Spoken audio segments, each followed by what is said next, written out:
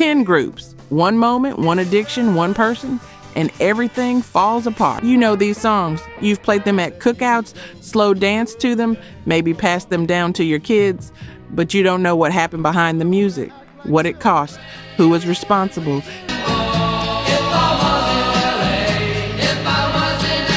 These are 10 groups of the 60s and 70s destroyed by the very person who should have protected everything they built. Let's get into it. Number 10, Eric Burdon and War.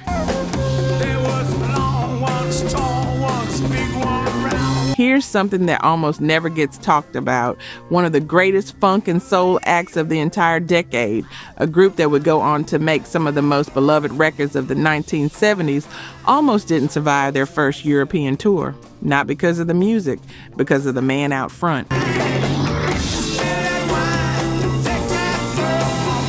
By 1970, Eric Burdon and War were being called the best live band in England. That's not a rumor. The New Musical Express printed it. Eric Burdon, the former frontman of the Animals, had found something extraordinary in this multiracial funk collective from Long Beach, California. Their single, Spill the Wine, hit number 3 on the Billboard Hot 100 in the summer of 1970. The momentum was real. And then, in September of that same year, they played Ronnie Scott's Jazz Club in London.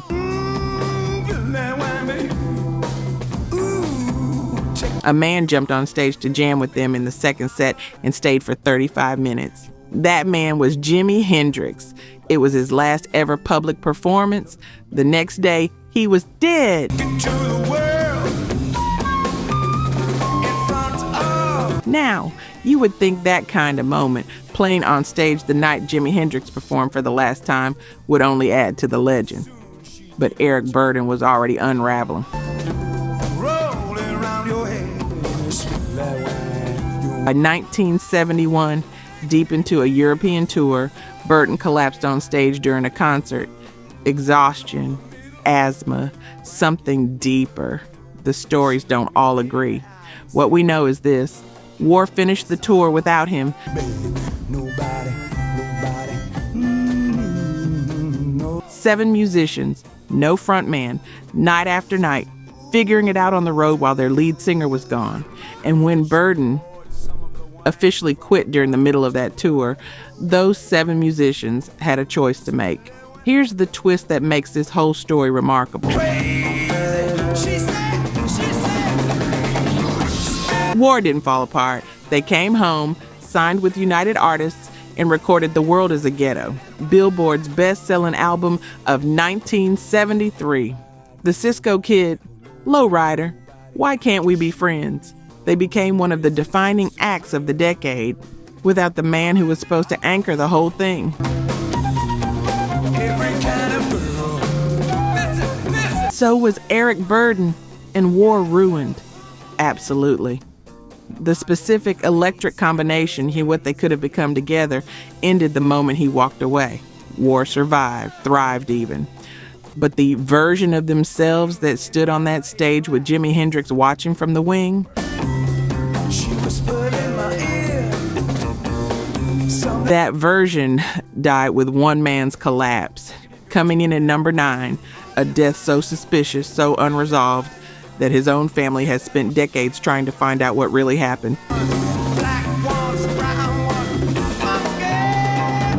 Number 9, the Bobby Fuller Four. July 18th, 1966, Bobby Fuller is 23 years old. His song, I Fought the Law, just peaked at number 9 on the Billboard Hot 100. He'd appeared on national television. He'd backed Nancy Sinatra in a movie. The Bobby Fuller Four were everywhere. He should have been on top of the world.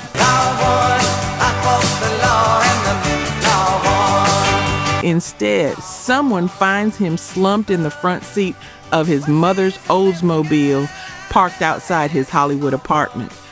A gas can nearby, his body showing signs of asphyxiation. Bobby Fuller built something rare. From El Paso, Texas, where he constructed his own recording studio home and started his own independent label as a teenager, he put together a group with his brother Randy, guitarist Jim Reese, and drummer Dwayne Quirico that played raw.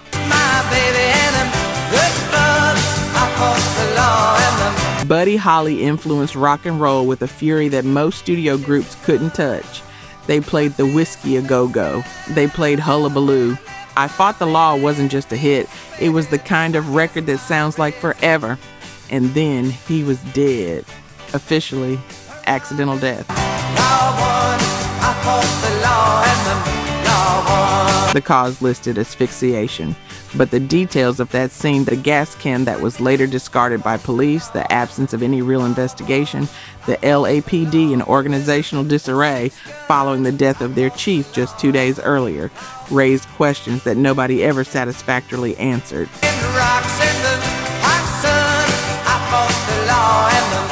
Bobby's family didn't believe it was an accident. His brother Randy has spent his entire adult life arguing otherwise. A 2015 book he co-authored makes the case that Bobby's death was connected to a distribution deal with Roulette Records, a label with well-documented ties to organized crime.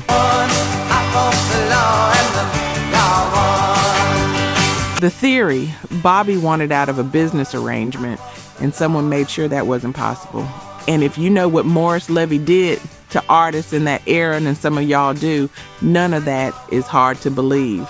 Here's the irony that still hits me. Bobby Fuller's signature song was called I Fought the Law, and the law, or someone connected to it, may have been the last thing he ever encountered. The Bobby Fuller Four disbanded the day he died. Randy tried. He reformed the band, called it the Randy Fuller Four. Never charted again. My baby and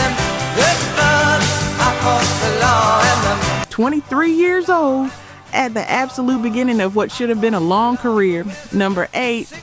This one starts even younger, and the damage goes even deeper.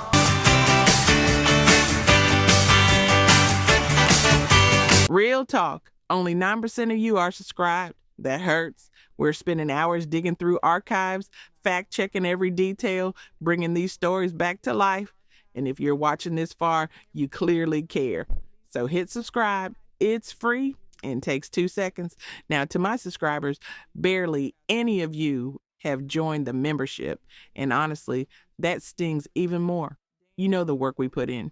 You keep coming back. If these videos have ever made you feel something, if this music means something to you, join the membership. It's $1 coffee a month, and it's the only way we keep this going. Let's build this together. All right, back to it.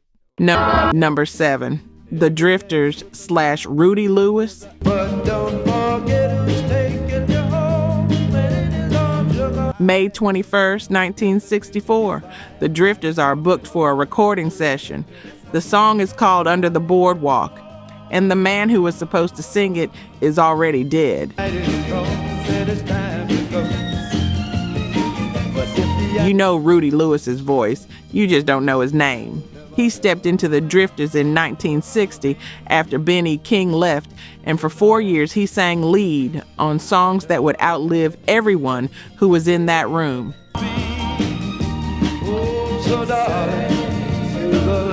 Some Kind of Wonderful, Please Stay, Up on the Roof, on Broadway. 4 of the most beautiful pop and soul recordings of the entire decade.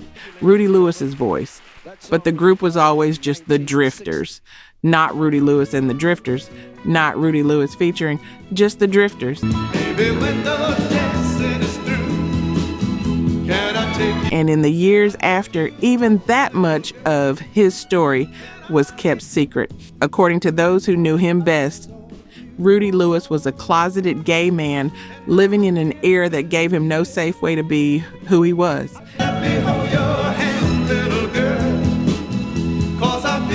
He struggled with heroin addiction. He struggled with an eating disorder. He held all of it together, or tried to, while putting out recordings that sounded effortless. He was 27 years old. He had everything that should have made a long career.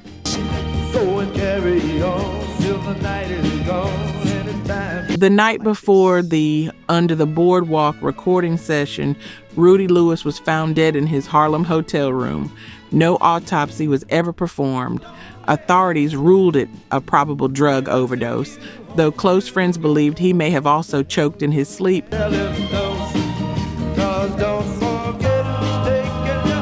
cause of death has never been definitively resolved. What is resolved? Under the Boardwalk had been written specifically for his voice. That session was scheduled for the next morning, so they called Johnny Moore, a former Drifters member. He came in, learned the song, and recorded it.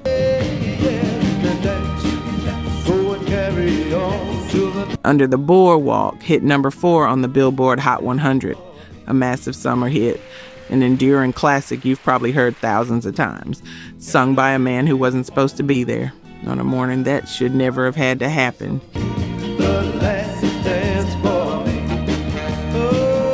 The day after Under the Boardwalk, the Drifters recorded a second song.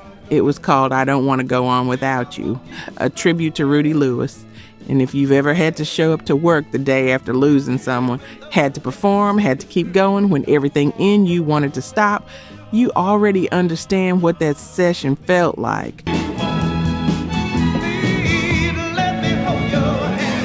The Drifters never had another top 10 hit in America after Under the Boardwalk. That song, his song, sung by someone else, was the high watermark. And some y'all know exactly which part gets you the most. Number 6, Harold Melvin and the Blue Notes' Harold Melvin. Here's a question. If you've ever heard If You Don't Know Me By Now, and you have, whose voice do you hear when you play it back in your head? Think about it for a second, because that answer tells the whole story of what happened to Harold Melvin and the Blue Note. No, you won't. Hey. Harold Melvin had been running a version of the Blue Notes since the mid-1950s. By the time they signed with Kenny Gamble and Leon Huff's Philadelphia International Records in 1972, they'd been struggling for 15 years. Then Teddy Pendergrass, a man Harold had hired as a drummer, started singing during a live show one night. Harold heard it, made him lead singer on the spot. By 1972, If You Don't Know Me By Now hit number 1 on the R&B chart and number 3 on the pop chart. If you don't know me, baby. The Love I Lost, Bad Luck, Wake Up Everybody, 4 consecutive gold albums. Teddy Pendergrass wasn't just good, he was a phenomenon. But Harold Melvin controlled all the money, every dollar. Teddy was singing every major league, carrying every show, making audiences cry every night of the week, and Harold was collecting the check. Fans would come up and congratulate Harold Melvin on his voice, the voice they'd heard on the record. And Harold would accept the compliment because his name was at the top of the marquee. Here's what gets me about this. Now, baby, I know the difference. Harold Melvin sang lead on exactly 1 hit for this group during their golden years. 1, Hope That We Can Be Together Soon, a duet with Sharon Page, and even on that record, when Teddy stepped in and took the song out at the end. Harold Melvin's version might as well have not been there.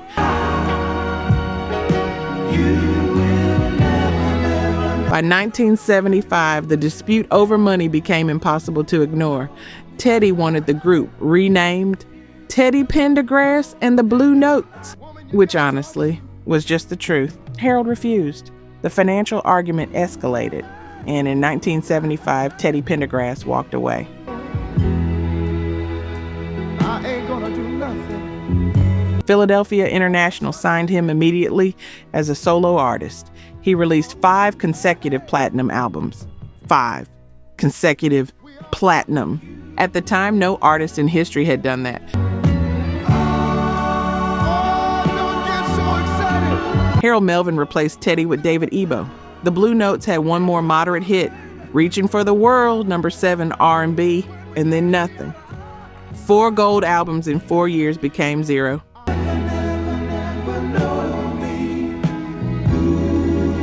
Because Harold Melvin built something extraordinary with someone else's voice, refused to acknowledge it, refused to compensate it, and ultimately lost everything because of it. All the things that we've been through. Some people only realize what they had when it's already gone, and by then, the door's closed.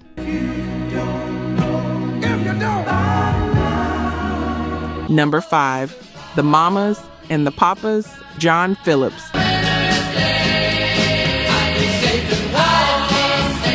2.5 years. That's all the Mamas and the Papas got at the top. 2.5 years.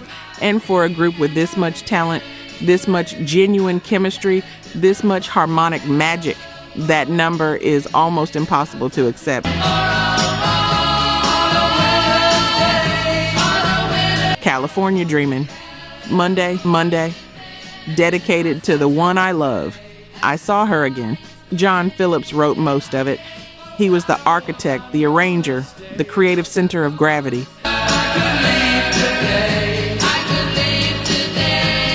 Together with Michelle Phillips, Denny Doherty, and Cass Elliot, he built something that sounded like a photograph of the best version of California.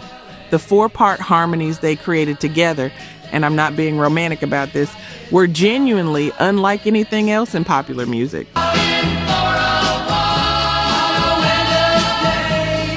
They were a generation telling itself everything was going to be okay.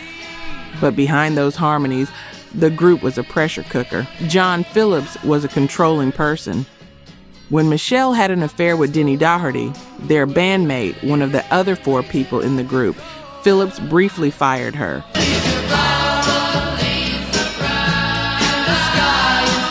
When Cass Elliot announced she was quitting in 1967 after Phillips humiliated her publicly at a celebrity party in England, she had to be persuaded to come back long enough to finish their 4th album.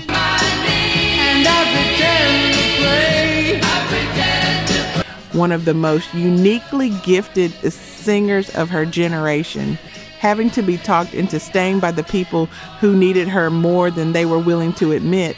And throughout all of it, the drugs, LSD from the very beginning. The whole group took it together the first time they all met.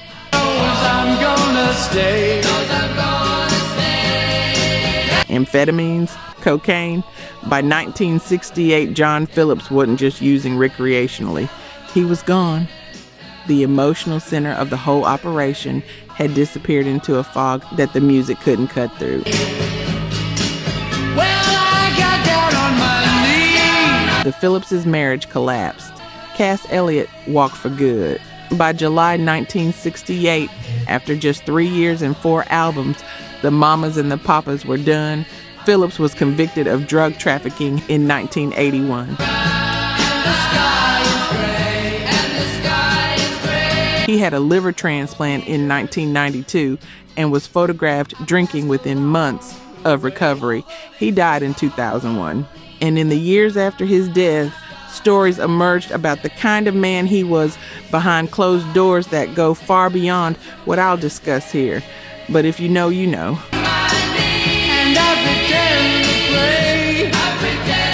What stays with me about the Mamas and the Papas isn't what they made. It's what they could have made. Cass Elliot died in 1974 at 32, still searching for the right vehicle for a voice that deserved decades more.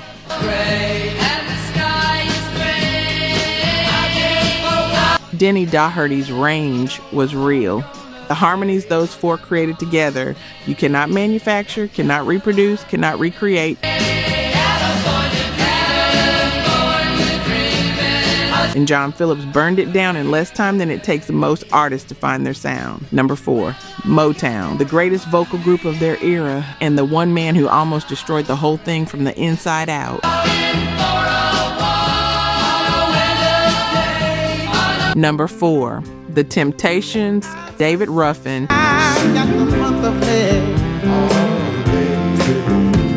June 22nd, 1968, Cleveland, Ohio. the Temptations have a show, and their lead singer decides to go watch one of Dean Martin's daughters perform at a club in Cherry Hill, New Jersey instead. That's the specific moment Otis Williams decided David Ruffin had to go.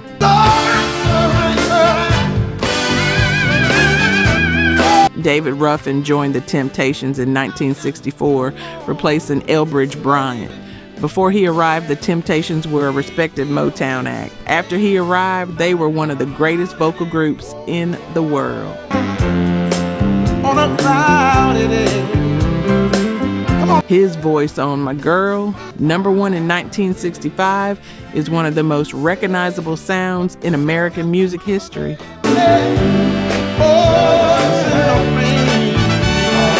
Ain't too proud to beg. Beauty's only skin deep. I wish it would rain. I know, I'm losing you. That raspy, anguished, impossibly controlled tenor. Marvin Gaye once said he heard a strength in David Ruffin's voice that his own voice lacked. That is a direct quote. Let that sit with you. When it's cold outside. But cocaine was doing what cocaine always does. Ruffin started missing rehearsals, missing shows, arriving hours late when he showed up at all. He and his girlfriend, Tammy Terrell, traveled separately from the rest of the group in a custom limousine with his signature thick-rimmed glasses painted on the door.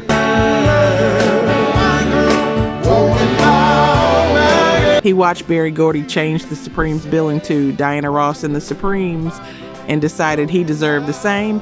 He demanded the Temptations become David Ruffin and the Temptations. I've got so much. He may not have been entirely wrong about his importance, but you can believe you're the most essential person in the room and still be catastrophically wrong about how to act on that belief. He was fired in June 1968. Officially, that missed Cleveland date was the last straw. And here's what still gets me.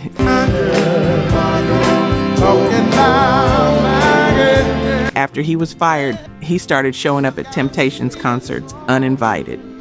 When they'd play one of his era songs, My Girl, Ain't Too Proud to Beg, he'd walk onto the stage and take the microphone out of his replacement's hands. Just take it, start singing, the crowd would lose their minds. I've got all the riches, baby. And the Temptations eventually had to hire additional security just to keep him out of their own shows. He sued Motown in October 1968. He had 2 major solo hits, My Whole World Ended and Walk Away from Love, and a career that promised so much more than it delivered. He was briefly jailed for tax evasion. He missed the first 3 shows of a 1983 reunion tour with the Temptations because the addiction had never left. David Ruffin died on June 1st, 1991. He was found after collapsing in a Philadelphia crack house.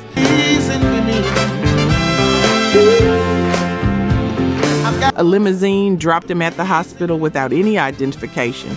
No wallet, no ID, just a man in bright-colored Bermuda shorts and a lime green sports shirt dropped at the curb and driven away. He was 50 years old. The Temptations continued, and they made brilliant music with Norman Whitfield in the psychedelic soul era. But the specific magic of the Classic Five, that unrepeatable combination of David Ruffin, Eddie Kendricks, Paul Williams, Melvin Franklin, and Otis Williams, that ended the night, Ruffin chose a nightclub over a concert in Cleveland. I've got so much love. And if you've ever watched someone with a gift, that rare destroy it slowly in public over years, you know there's nothing to do but grieve what might have been. Number 3, and I need you to understand something before I get into this one. I've got so much. The group this man was at the center of was unlike anything that had ever existed before or since. Number 3, the Platters, Tony Williams. And to make By 1959, the Platters were one of the most successful vocal groups in the world. 16 top 40 hits between 1955 and 1960. #1 records with The Great Pretender, Twilight Time, and Smoke Gets in Your Eyes.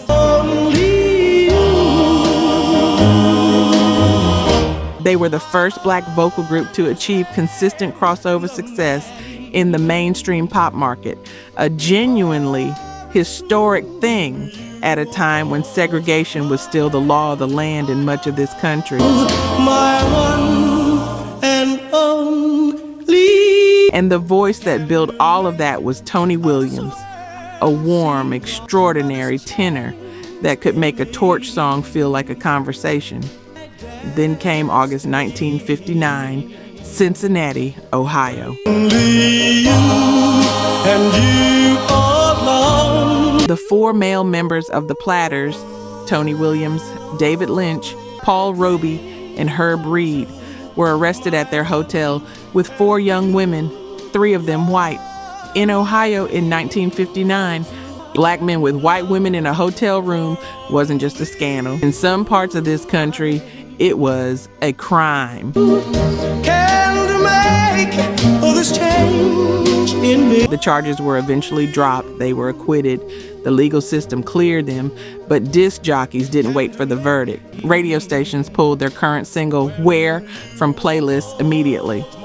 It stalled at number 44. Their commercial momentum, built over 4 years of relentless excellence, collapsed in weeks. Now here's the part that matters for this list. You are my. Tony Williams was already in a dispute with the group, specifically with manager Buck Ram, over money, over credit, over the direction of his solo career. He'd been looking for an exit, and the Cincinnati scandal gave him the cover to take it. Rather than standing with the group through the fallout, Williams leveraged the chaos to walk.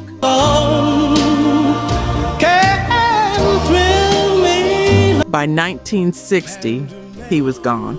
He signed to Reprise as a solo artist and recorded a string of albums that never caught fire. Without Williams, the Platters tried. Sonny Turner stepped in as lead singer. He was genuinely talented.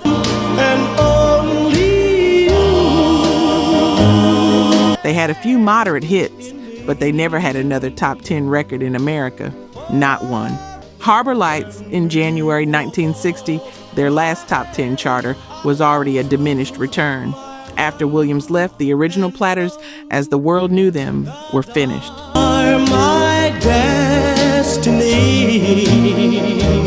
The scandal that night in Cincinnati didn't just involve Tony Williams, but the decision one man made afterward to take the exit rather than stand for what they'd built is what truly ended the original Platters. You're my dream come true, my one. And whether that was the right call, I'll leave for you to decide. Drop that in the comments. Only you and you all. Number 2, Sly and the Family Stone, Sly Stone. No difference what group I'm in.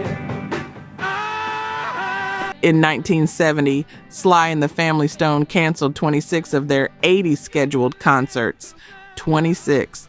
When Sly no-showed a Chicago date that summer, the crowd rioted in Grant Park. People were hurt. Police were called. This was not a rock star making excuses. This was a man in full collapse, and he was taking the most important band in America down with him. You have to understand what Sly Stone built before you can understand what he destroyed.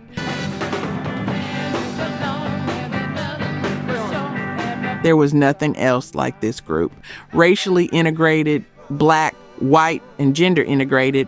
Cynthia Robinson on trumpet, Rose Stone on piano and vocals. This was 1967, 1968, 1969. That wasn't just progressive. For some people in this country, it was threatening. And Sly Stone did it anyway and made it feel natural and made it sound like joy.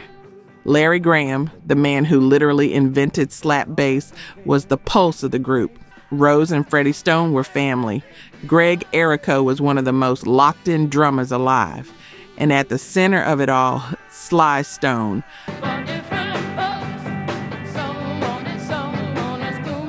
Playing multiple instruments, writing every song, producing every record, arranging the whole organism. Everyday people, I want to take you higher. Thank you for letting me be myself, Ogden. 3 #1 records, a Woodstock performance in August 1969 that is still discussed and still felt 55 years later. After moving to Los Angeles in 1969, Sly Stone started carrying a violin case wherever he went. Not to carry a violin, to carry cocaine and PCP, angel dust. And as the drugs took over, so did the paranoia. He surrounded himself with mob-connected figures who had no business anywhere near a recording studio. We got to live together, all right. The canceled concerts, the musicians waiting backstage for hours, not knowing if he'd show up. Biographer Joel Selvin documented how the group's live booking fees dropped sharply because no promoter wanted to take the financial risk.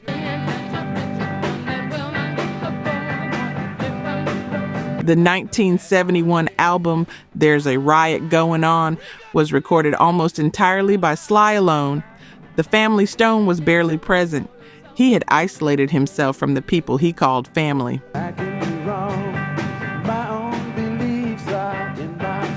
Greg Errico left. Larry Graham was fired in 1972. Band members cycled through. By the mid-1970s, Sly and the Family Stone was essentially just Sly Stone, with a rotating cast of musicians trying to recreate something that was already gone.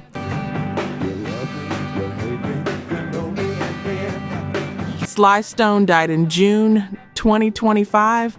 For years before that, he had been living in a van in the Crenshaw district of Los Angeles. He told a reporter at one point, "Please tell everybody, please, to give me a job, play my music. I'm tired of all this."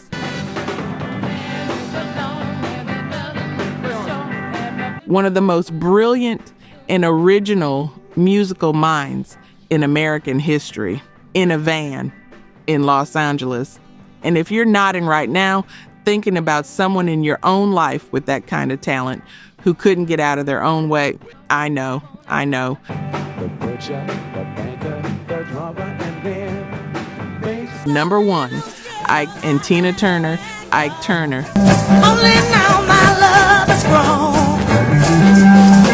Proud Mary, Grammy Award, 1972. Nutbush City Limits, written by Tina herself, a hit on both sides of the Atlantic in 1973. The Ike and Tina Turner Revue was one of the most ferocious live acts in the world. Tina Turner on stage was something you couldn't look away from. Her range, her physicality, her total command of a room. Every night she left everything out there. Every night she was also performing in fear.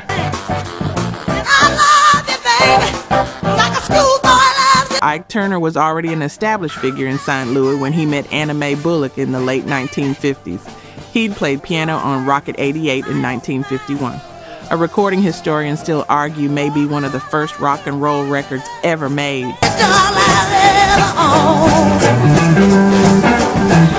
He had the band, the experience, the connections. He heard something in Anna Mae's voice that stopped him. He renamed her, built a show around her, and he built something extraordinary. What the audiences didn't know, what almost no one outside their inner circle knew,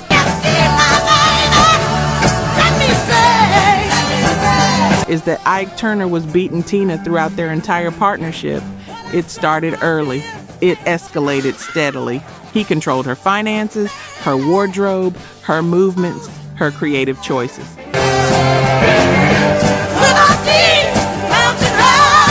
In the early 1970s, when Proud Mary made them internationally famous, Tina Turner was living in a kind of captivity that the fame only made more visible to her and more invisible to everyone else.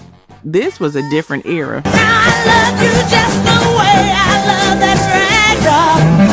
What happened inside a marriage was supposed to stay there. The moment that ended it came on July 1st, 1976. They were in a limousine heading to a Dallas performance. A fight broke out. Ike hit her. This time she fought back.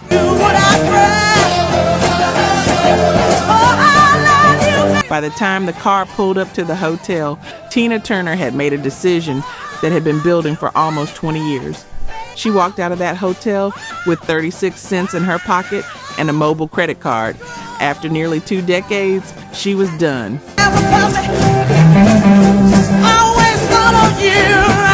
Ike Turner tried to tell the story differently afterward.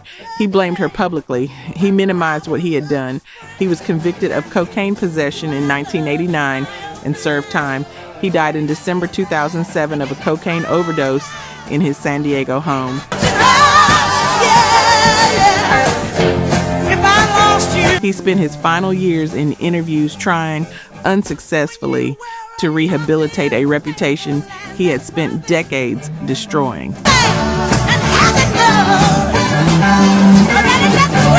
Tina Turner went on to become one of the biggest solo recording artists in history.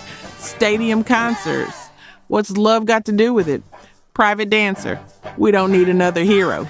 She proved in the most public way possible that she never needed Ike Turner at all.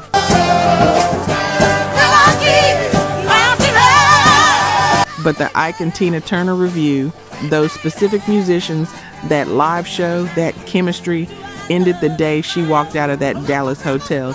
And here's what I want to say about this one before we close.